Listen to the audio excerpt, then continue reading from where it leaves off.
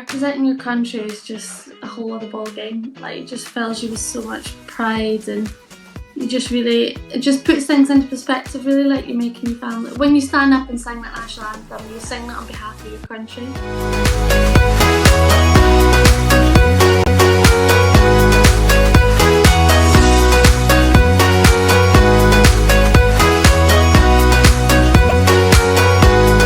Welcome to the Reflective Coach podcast with Coach Luca. In this episode, as part of the Q&A series, we feature a female professional footballer, Lois Heuchan.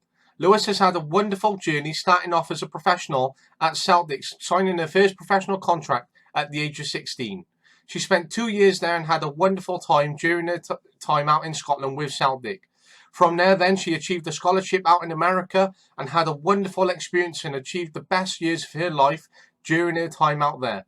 She had created and had settled a life out there, but then from opportunities that arisen and wanting to get into the Scottish national team and always wanted to play in England, she became one of the first female contracted players for Charlton Women's FC. She returned to England and had a magnificent journey and has done so much for her community and set those standards. She has worked hard and has achieved the Community Champion Award during her time at Charlton. She is now a professional female player for London City Lionesses and is continuing to achieve and work for her dreams. She balances much between personal and professional life, but has that maintained focus, discipline and outlook of achieving those dreams of playing for the Scottish national team, which she's never going to give up upon. She works hard and enjoys this playing environment and applies everything and those adversities which she has experienced into her game and her professionalism and as a person, so she can maintain that outlook and continue working hard. Lois has represented national teams for under 15s, under 17s and under 19s for the Scottish national team, and she continues to have that outlook of representing her country and being full of joy and pride in everything that she has experienced as a young player. Lois is one of the testaments to the female game, and her insights and outlook towards the game and how professionals should look is truly magnificent. Lois was a wonderful interviewee, and we enjoyed a fantastic interview, which was full of magnificent insights. This is the Reflective Coach podcast with Coach Luca. Yeah. Where's your accent from? I'm from South Wales. Oh, nice one. Just trying to work out your accent, to you. Yeah, I'm Scottish. I know, I've done some research, but I've done so, even hearing you, you can just hear that without having to look at anything else. That's funny. I'm glad to hear that. I hate when people mistake me for being English, so it's a bit of a relief. That's right, and it's that inner self from being from Scotland about being so proud. One of my favourite shows on BBC iPlayer is actually a Scottish show. That's funny. What's the show? It's called Two Doors Down. Okay. Well worth watching if you haven't watched it, especially as a Scots person. Okay, decent. Yeah, I'll give it a watch for sure. No, definitely. So how's your day looking today? So today is my off day, so just chilling out, doing a little bit of recovering and whatnot. And my friends, I'm starting a little bit of work with my friends, so just kind of delving into that. What about yourself? Yeah, I'm actually, I work in a school, so I've got summer off, so it's been nice to sort of do this kind of thing and certainly pick it up, and this is how my day looks, and then I got seniors training with my 19 squad later, so that's quite good as well. So nice, cool. What, is it the same in England, the school setup, or what ages? I'm in Wales, so we have obviously primary school, which is 4 to 11, and then secondary, which is obviously that transition from 11 till 18 then. Nice one. Yeah, in Scotland it's so different. It's like primary and secondary, because my mum's a teacher, but she teaches primary school, so she's like, I want to say like 10, 11-year-olds, but yeah, that's funny. It's strange how different it is across the UK, and that difference in education of what kids at the same age can be going through, not far from each other. Exactly, yeah, cool. But anyway, yeah, I believe you kind of had some questions that you were keen just to... Yeah, so some questions, obviously, try and create that, journey about yourself and get some insights and some input on you, and then anything else that you'd like to, put in would be great. Nice, yeah. Bear with me, let me just turn my fan off. It's a bit loud. That's fine.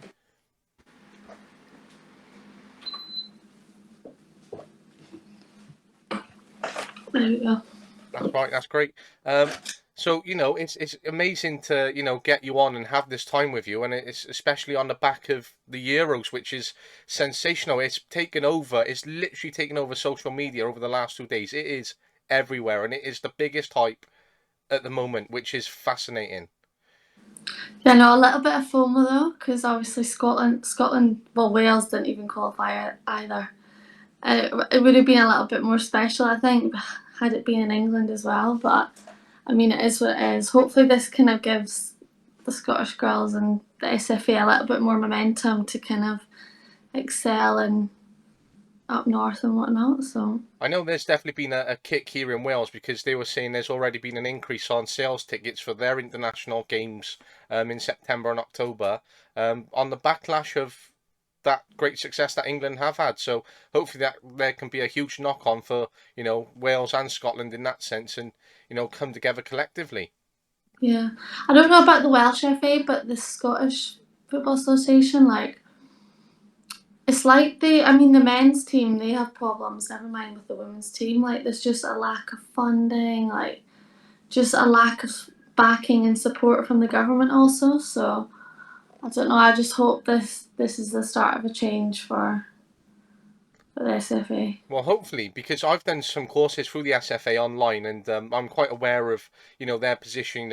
Especially on the international stage when managers are appointed and they're talking about how bad the setup still is, and when they talk like that, it's as if it's still in the early 2000s, which is very difficult even for the men's team. But in Wales, definitely since I started my coaching badges at 16, when I started, it was very old fashioned. I was given a DVD.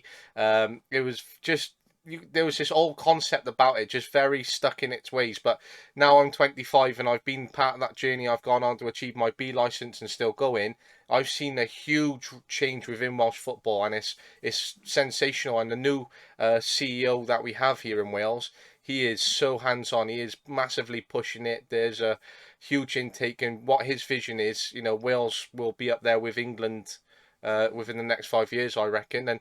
But I was on a coaching conference a couple of months ago, and the Wales first team manager was there, and she had the girls under 16s in.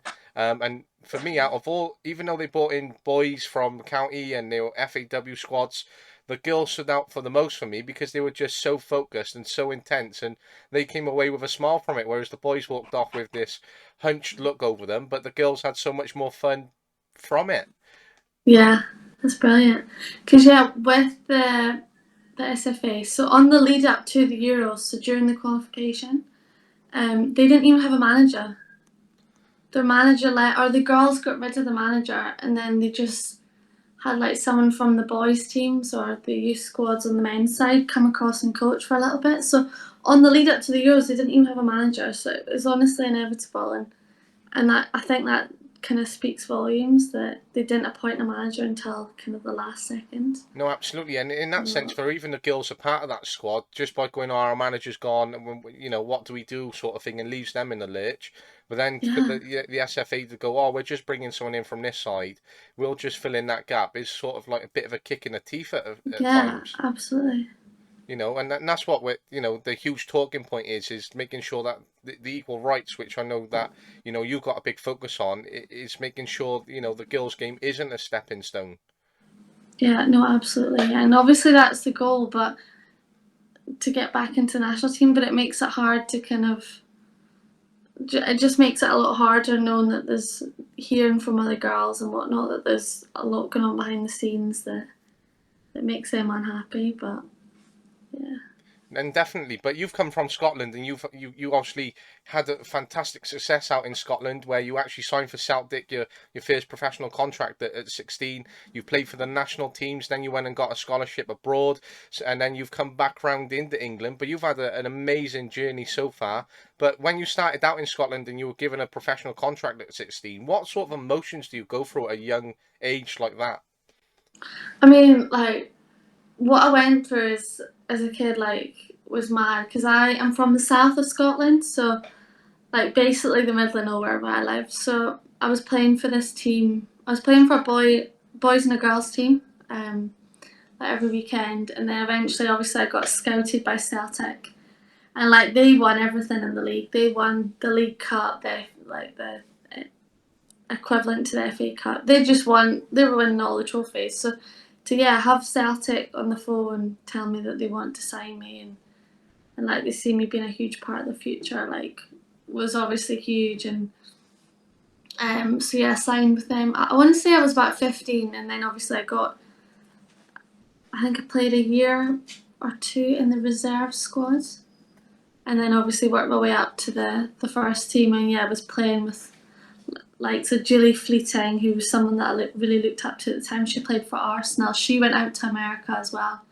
I think it had always been in the back of my mind that I wanted to go to America as well, just because it seemed like the game was so much more advanced. And I mean, being able to combine your studies alongside playing at a high level, training every day, having training on your doorstep, just having kind of the resources to help you get your degree, and also kind of improve on a footballing level. So that was a bit of a whirlwind. Whirlwind, obviously getting that professional contract, and then shortly after going out to America. And when that obviously, be in the back of your mind that you wanted to go out to America, although you were signed by Celtic and you had this amazing opportunity that had, arose from there, having that thought about going out there, that made it so much easier for you to go, right, I'm definitely going to do this and I'm off to America to experience that. Yeah, well, the travel was obviously quite a bit. Like my mum, I couldn't drive at the time, so it was my mum that was just driving me all over the place. So I was driving about 2 hours to training and 2 hours home. So that in itself was just draining, and kind of you're looking at alternatives at that point just to reduce the travel. So when it was unfortunate that I left Celtic. I felt like I was doing well and I had a kind of a good foot in the door. But the travel and being able to combine my studies, it was a bit of a no-brainer really going out to America. Absolutely, and Obviously I don't regret it. which is good, not having that regret, and even the experience of just America in itself, especially when you are still so young, and even if football didn't work out, by going out to America, it's just an amazing experience within itself. Yeah, I mean, I just feel like in football there's so unknowns, and you just have to fully back the decision that you make and that it's going to be the right one. Um, and obviously, I fully backed that what I was doing was the right thing. I had never been to America before. I just arrived in the country. I had no idea where I was or what it was going to be like. But I just kind of took it in my stride and embraced the opportunity. And best 4 years of my life without a doubt. It's incredible that you've had those best 4 years and that you've had such a great time out there.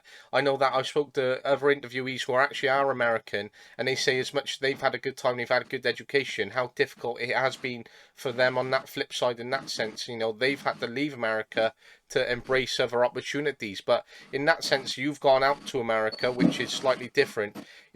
Was there much of a pathway then to progress into a professional game out there in America then?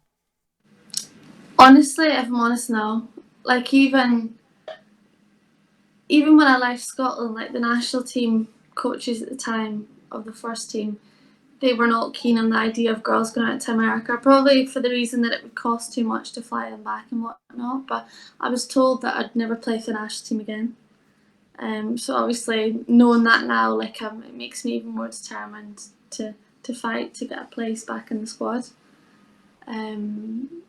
But yeah. And when you're trying to follow that dream and you know that you want to go out to America, it's an amazing experience. And the list of pros is quite high, but then you're being told you're never going to play for Scotland. How much of a kick in the teeth was that at that time for you? Yeah, no, absolutely. Absolutely. Like, even to this day, like it makes my blood boil, but obviously it's given me that little edge, and I'm even more determined to get back into that squad. No, absolutely. And you had great experiences because you played for under 15s, 17s, and 19s, if I'm correct. And how different was that environment in terms of being up on the international environment compared to being at a club? I mean, representing your country is just a whole other ball game. Like, it just fills you with so much pride, and you just really, it just puts things into perspective. Really, like you're making your family. When you stand up and sing that national anthem, you sing that on behalf of your country. So the pride from that moment is just is obviously I can't even put into words. And in that sense, you spoke about your mum traveling, and making that commitment and how much time she actually would have had to have give up in her life, but she made it for you. And when she's there and she's seeing you with the cap, she's seeing you with the professional contract, she's seeing you make those decisions, you're singing a national anthem. She must have absolutely been beaming with pride and being like, this was totally worth all those hours travel, not just for me, but for Lois as well, which has been, and she must have absolutely burst with pride.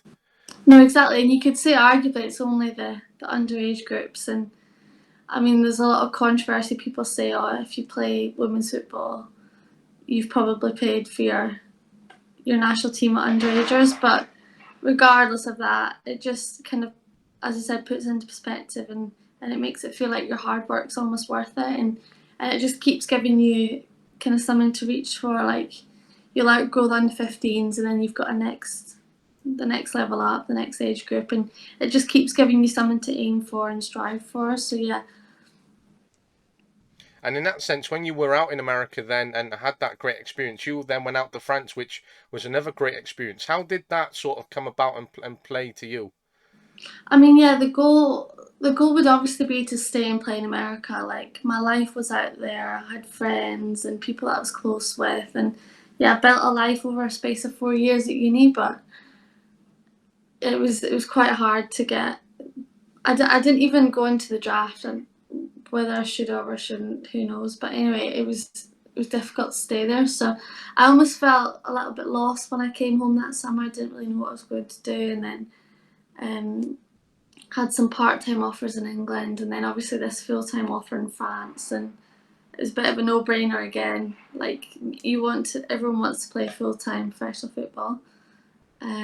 So I went out to France, and as I said, like I had been in America for 4 years. My life was there. I almost felt like I just felt a bit lost in that year. And looking back, did I maybe make the most of the opportunity? I don't know, but I mean, I'm happy where I am today. But even then, like I met some amazing people, met some friends for life on that team, and obviously just kind of learned a new style of play and improved upon my game, and maybe aspects that I wouldn't be able to improve had I just come back to England or even Scotland. Absolutely, and in that sense, you talked about that fantastic experience which you have had, not only out in Scotland, but then America, then France, and it's all built up collectively. And you're back in England now, which is a fantastic move. But in that sense, you're sort of, as you said, you were settled out in America, you had your life out there, and then you've had to go to France, and now you've come back round to England. It's like stop, start, stop, start. And then on the fact of that, women's football isn't always full time unless it's the right opportunity, which landed at Charlton. Um, uh, you know, and you've got to work alongside it, and it's so difficult to try and forge that career, even when you have had those opportunities. Yeah, I mean, part of one of the great things about football is you don't know. There's so many unknowns. You don't know where in the world, or never mind the country, in the world you're going to end up. So yeah, I'm obviously grateful that through football I have been able to kind of see different parts of the world. And again, kind of within each country, there's different styles of play. There's different focuses within the game. So I feel like everything that I've learned along the way in Scotland, in America, and France, and now in England, I feel like it's all shaped me into the player that I am today, and I'm obviously grateful for that. And I feel like compared to, well, I feel like within a team, everyone brings something different. I feel like that's my kind of outlook on the game through different countries is something that I bring back to my team today. Absolutely, and even when managers out there, they're looking at players, and they might have two or three players they're looking at, and you've got two out of three who have just come from England and just stayed in that system, but then they look at you and be like, all right, she's gone abroad, she's got this international experience, she's obviously had these experiences, and the list goes on. That plays into your favour in a sense of what you can bring to the dressing room and to the team, and certainly meant to the young girls about as well, and how much more you bring as a player and how much more valuable you are as an asset to that club, which is, certainly works in your favour. No, absolutely, yeah. Couldn't agree more. And in that sense, when you had the opportunity to come to Charlton, just how amazing was it to land that first professional contract with Charlton? Oh yeah, like super special considering all the circumstances. Obviously moved back from France. I was quite keen to be in London because I knew that the championship, or I kind of just wanted someone to take a chance on me. Nobody really knew me. I suppose English coaches and teams, like I was playing in Division 2 in France. I suppose that's maybe not a league that they commonly look at, but I was obviously lucky that the coach at Charlton at the time took a bit of a risk on me, didn't know much about me, kind of spoke with him, and I signed just a 1 year contract there, and it was part time at the time. This was back in 2019, and this was just off the back of Charlton having a really good season. So I was looking at the league thinking, okay, like good season, maybe I'll get picked up by a better team, or we might even get promoted. And unfortunately, that year kind of was an absolute shambles with COVID, so it was cut short after. God, I don't even think we played half our games. And then obviously trained hard kind of throughout COVID to put myself in a better place, because I was working full time as well alongside playing, which was really tough. Like, it was my first job. I didn't really know kind of what was expected of me, so I was just kind of going gun ho, throwing everything at that. And then my second year at Charlton, again, just signed. I mean, women's football is so unpredictable. Again, just signed a 1 year contract. Had no real security. Had my full time job, however. So it was a sales job, so it was really hard, like long hours, demanding, and stressful. And I had a good second season with Charlton. And then obviously and then there was kind of talks maybe halfway through the second season that we were going to go professional, that someone was coming in to buy the club. So we were all panicking, thinking, oh my God, like we need to get this professional contract. Everyone on the team was just fighting for that contract. So to obviously finally be offered that at the end of what was a very tough year, like working long hours and training late in the evening, like it just felt extra special. And then obviously stayed with Charlton for another year, and then have just moved on. But yeah, so grateful to my coaches there, and kind of what they instilled in me, and what I learned, and kind of how I progressed as a person both on and off the field there. So yeah, don't regret that. It was obviously the first 2 years were really hard working alongside playing, but yeah, I don't regret it. And I mean, if anything, it's kind of given me something to kind of look at when I'm done playing. So yeah, obviously grateful for that. But yeah, to be able to just focus on football now is like, I feel like my game is going up a whole other notch, just because I've been able to kind of recover and watch my games back and just focus primarily on football. So yeah, it obviously felt really special to get that professional contract with Charlton. And that's great to hear. And I'm so glad it's worked out that way in terms of getting that professional contract. And after all those long hours that you put in, the late nights, all the graft, balancing that full-time job, all the stress that just the job brought you itself, landed that, and you're feeling so much better, being able to focus fully on football, and being able to up your game, because you have that opportunity to focus full-time on football. But Yeah, in that sense, people talk about, oh, right, oh, you're professional football, you're going to be well off, your career's set from there, you're going to, have, endless list of opportunities. But in that sense, when you're sort of giving up a full-time job for a professional contract, there is that risk factor, in anything in life in itself. And people don't see that risk factor, and see that, giving up a full-time job for a pro contract, might not always work out for the best. But even if it, the 1 year contract ended, and you was, you had to go back and find whatever else was out there, just taking that opportunity and diving into it is something that you definitely have to do once again. exactly. Yeah, and like I look at so many teams in the league. Obviously, we play in the championship, and everyone dreams of getting promoted. That's the goal for everyone. But yeah, I look at other teams, and not every team in the league is professional. And like I look at those girls, and honestly, like have a sense of admiration, because I don't know that I could do it. Like be part time and work full time alongside it. So yeah, a huge amount kind of admiration to a bunch of those girls in the league that are still part time. What was it you asked? Sorry, I think I'm diverting you. It's fine. It's completely fine. It's great that you are, but diving in and taking that 1 year contract from a full-time job and that risk factor is something that you've had to do, and glad that you have.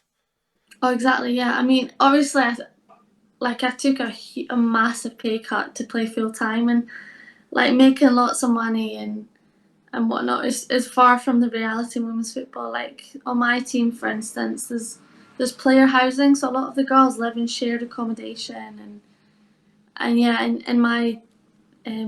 in my instance, I took a massive pay cut to be able to play full time, and like, and I'm even considering taking on a second job. Like it's far from the reality having lots of money and living lavishly. Like obviously, I'm careful to be able to get by, and yeah, obviously, it's it's far from the reality, especially in the women's championship. I mean, hopefully with the Euros, yeah, hopefully we've got better backing in terms of support and investment, and hopefully in years to come that the situation just keeps getting better. And I mean, we put in the same hours and the same hard work that your male professional players do, but it almost doesn't make sense to think that we don't make even half as much as what they do for the same work, and even I'd say we make more sacrifices. Like if I was to move to France tomorrow, I couldn't just up and take my partner. Like he has a job in London. Like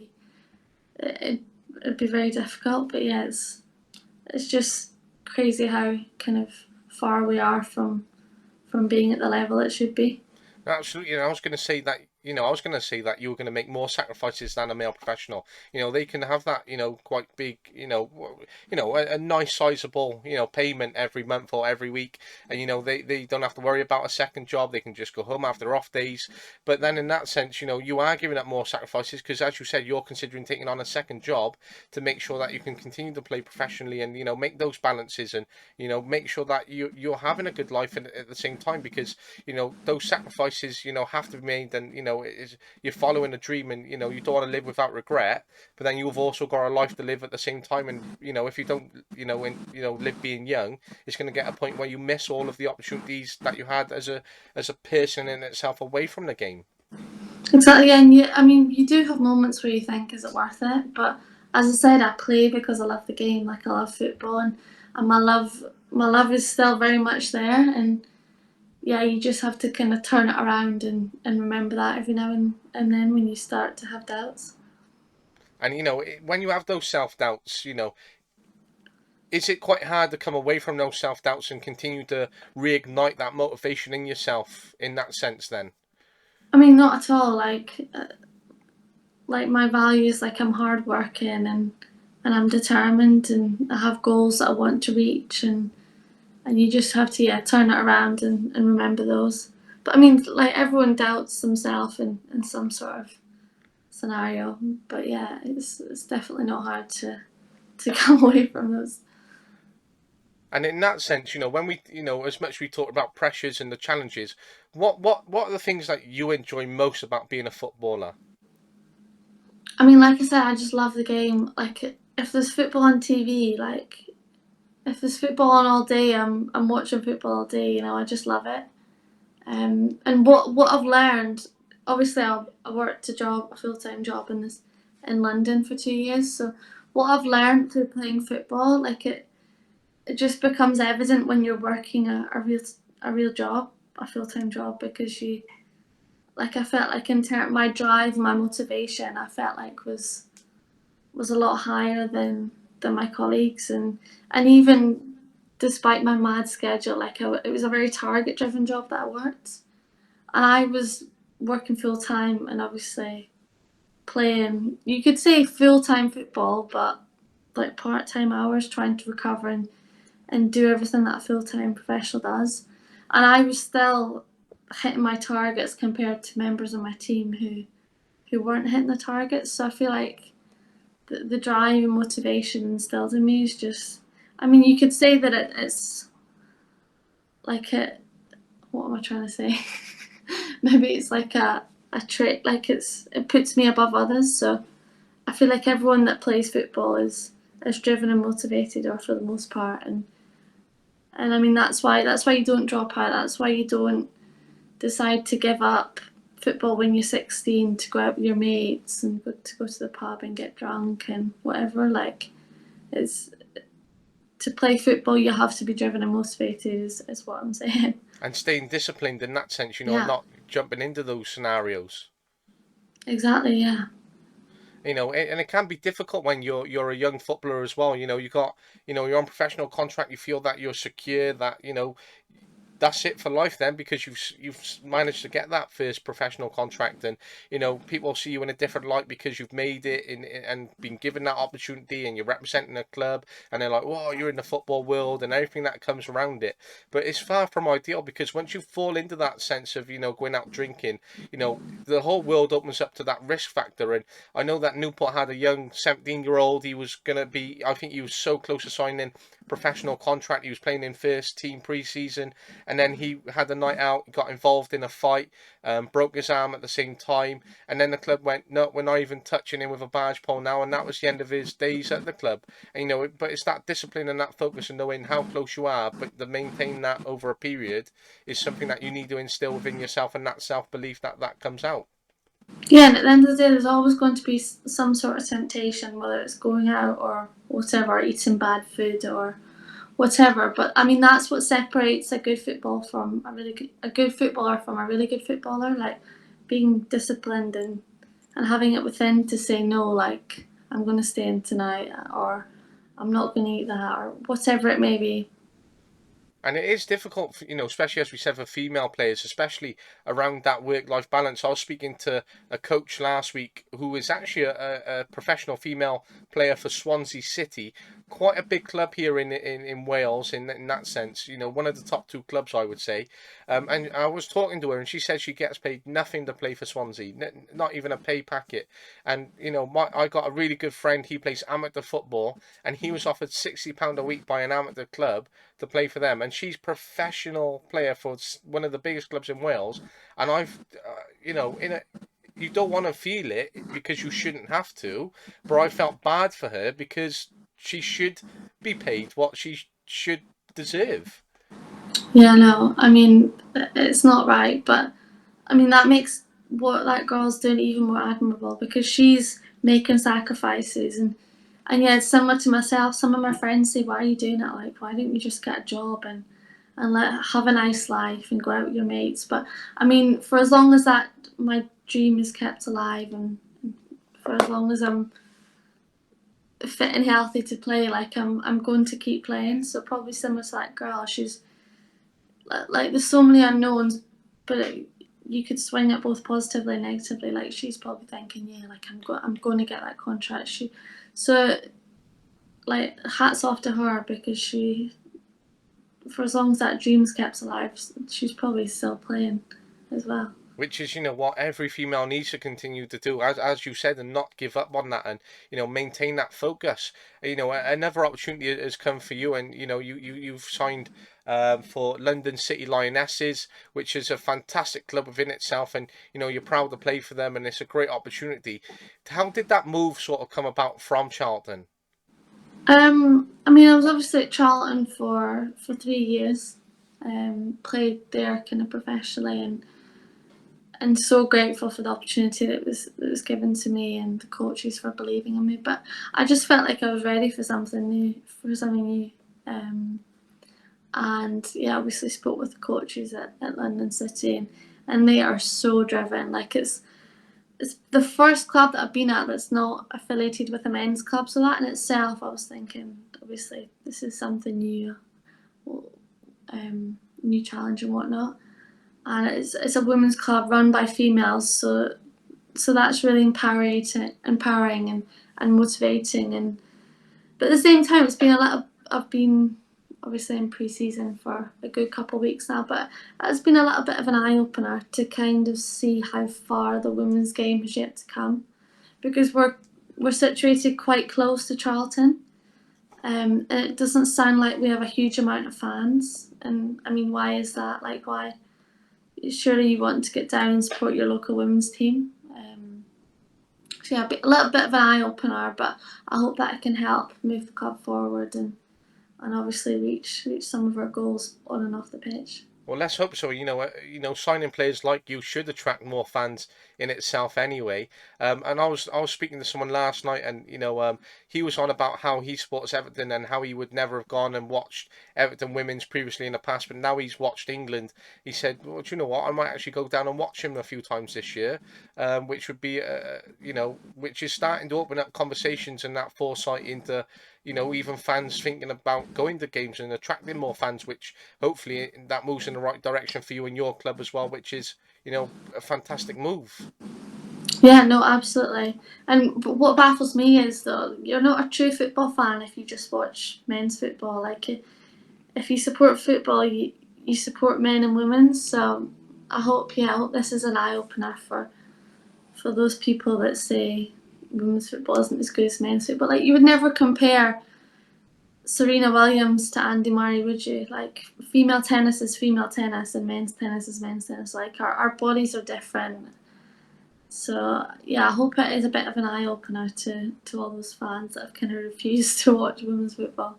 And let's hope so, and let's hope that that change and that attraction continues to it, and especially hopefully that perspective and that outlook changes through youth as well, just very young children, and start to develop, oh, we recognise female game, or we're fans of it, and hopefully that starts in education, which needs to be recognised, because a lot of you might have fans and parents, especially men, who are stuck in their ways, and bigots in their own sense, and they instigate it into their child, or you don't want to watch women's football, it's this, that, and the other.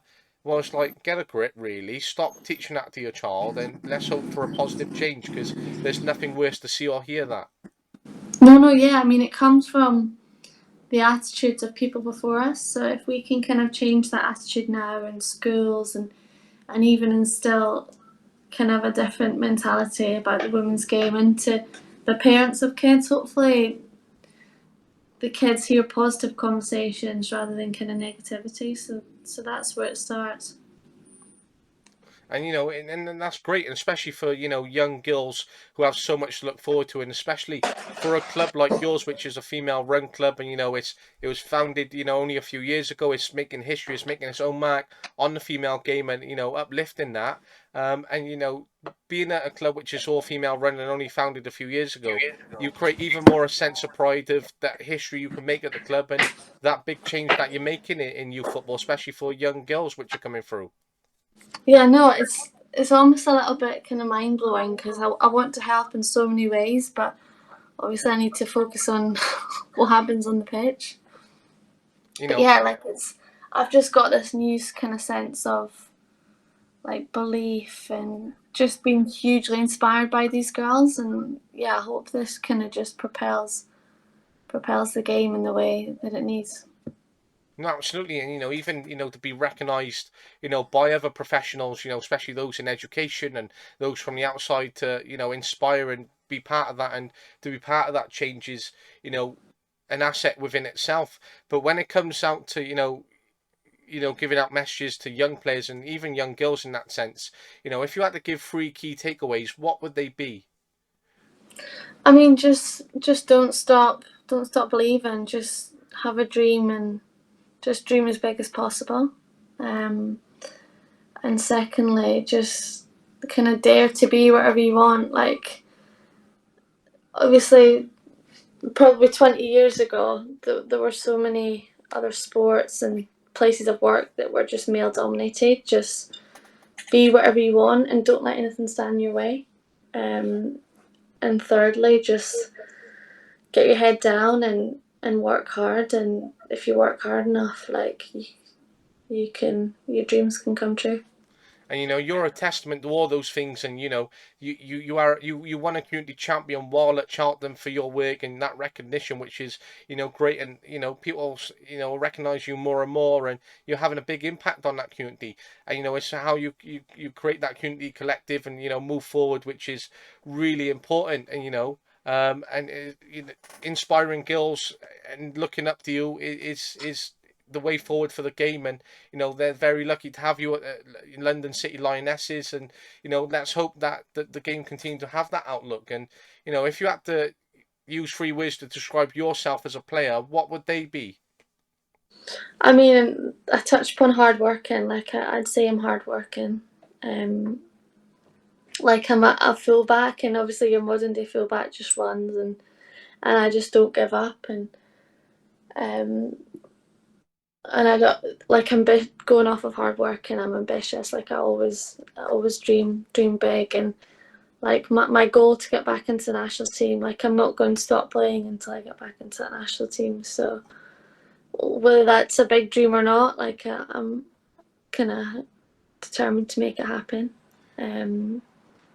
And I like to have fun. Like when I'm on the ball, I like to do different things. I like to be creative. I've scored lots of different goals in my time. I'm a defender, but I like to score as well. I just like to have fun with that, honestly. Which is great, and a true testament to yourself and everything that you have said so far, in this interview, which is, great, and everything that we want to hear about you, and, which, sells yourself even more, and especially for people listening, they get to know Lois even more. But, on that, sense of, everything that you have, that creativity, and you are a defender, did you always start out as a defender? No, where did I start? God, I think I've played everywhere. I mean, everyone. If you ask any footballer, they probably say that they've played all over the pitch apart from in goal. But I mean, I'm left-footed, so yeah, I obviously like to play anywhere in the left, get crosses in and whatnot. Started off at the top and have slowly been working my way to the back line. And in that sense, you are left-footed, which increases even more value. And you love to score, and you're creative, and you can get down that side and hit those crosses. Now, you grew up with a role model, Michael Owen, which obviously is such a great player within himself, and all the accolades that he has had. Now, he faced big challenges in his own career, and he had a lot of things that stood in his way that at times which stopped him going on to becoming the player that he exactly wanted to be. And one of your other role models is Alex Morgan in that sense.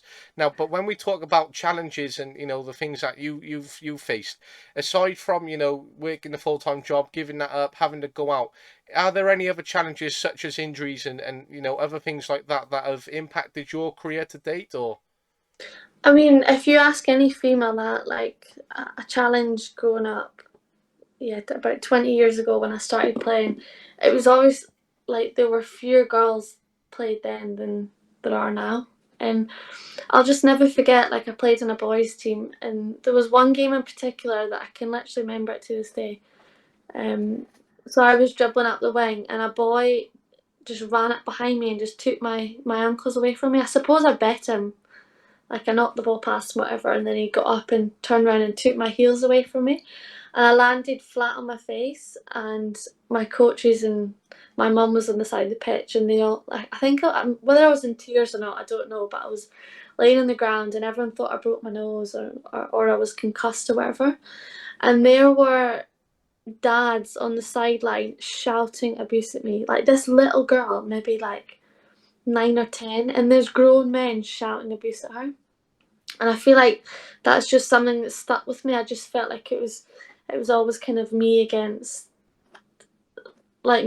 all these men. I just felt like I was kind of on my own in that sense. But obviously the boys that I played with, like I was quite lucky in the sense that like they respected me, and I remember they all got up and started shouting at all these dads and whatever.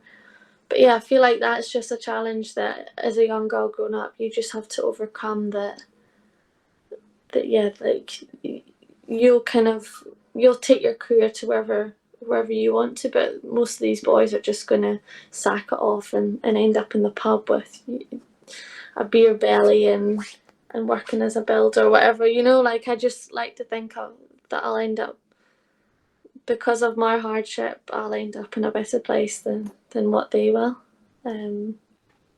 But yeah, I'll never forget this game. Like these grown men shouting at this little girl, telling her she shouldn't be playing, and essentially jealous that I'm better than their sons playing. You know what I mean?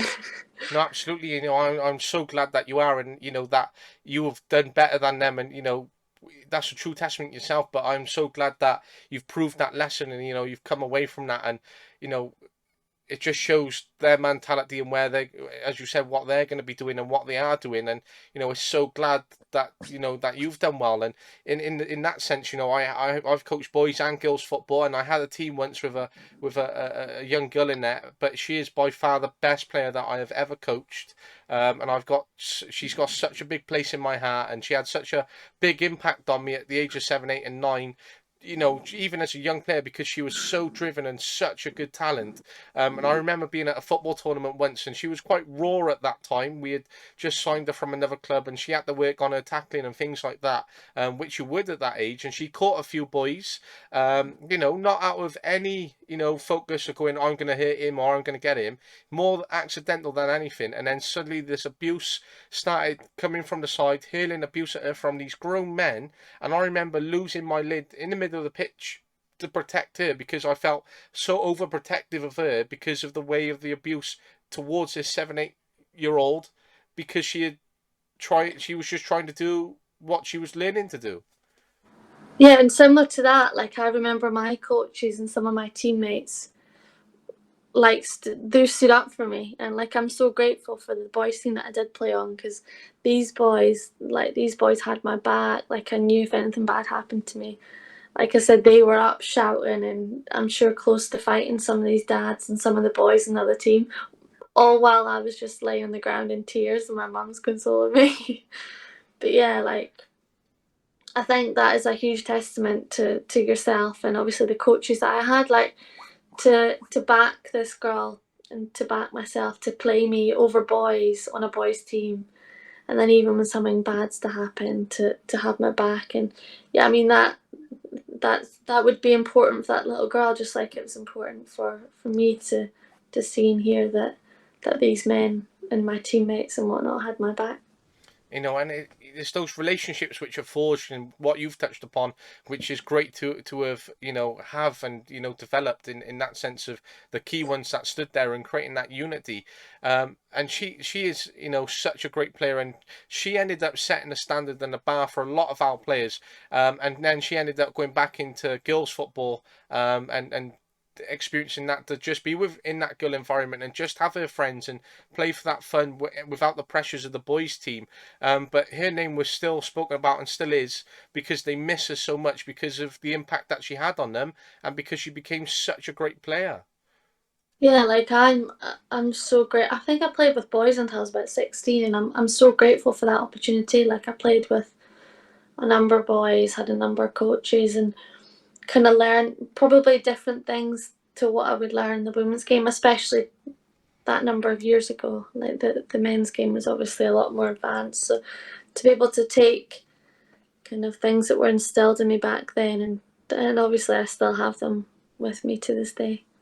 It's about that hard work, and not being in that boy environment just in itself. Aside from any parents or anything involved, being involved with boys football and playing alongside them can be quite difficult in a sense, because they, as I said, girls can come away smiling. They've enjoyed the game. They seem to soak things up so much more and so much better than boys.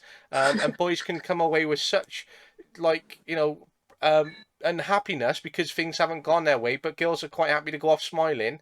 And it can be so difficult to be in that environment at a young age as well, just because of the different attitudes towards the coaches in terms of that learning environment.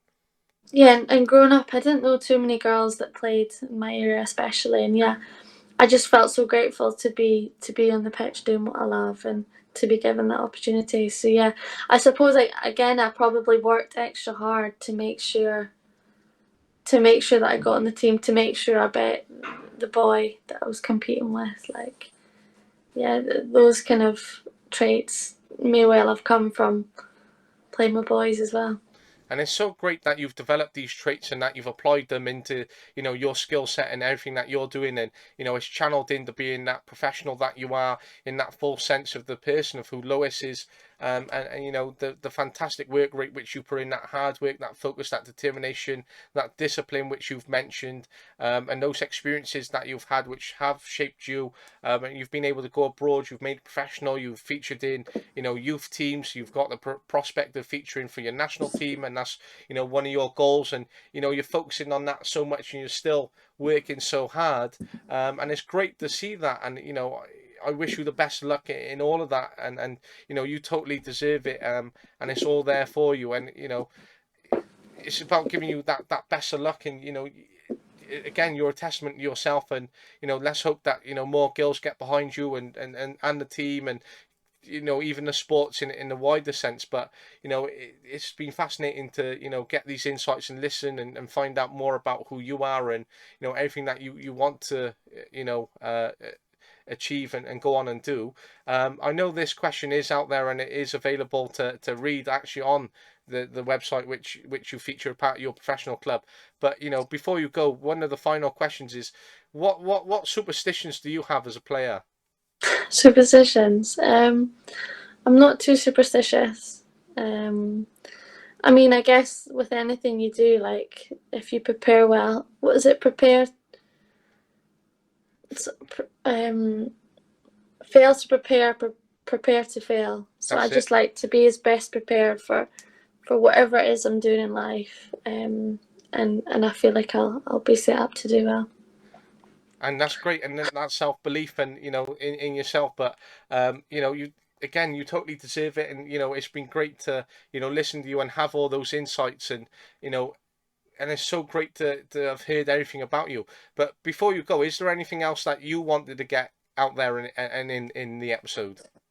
I mean, no, I thank you for your time. Like, I mean, the game, like everyone's responsible for helping the women's game progress, and if it means you've changed the attitudes of a couple of girls or a couple of men or whatever it may be, if it means you've changed the attitude of only a few people, like that in itself is huge. And obviously it sounds like what you're doing is really empowering, and yeah, keep it up, and yeah, keep inspiring the next generation, and hopefully, yeah, in 20 years we'll be in a much better place, and females won't be complaining about working second jobs or living in shared accommodation or struggling to get by. So yeah, I just hope that what we're doing is all worth it.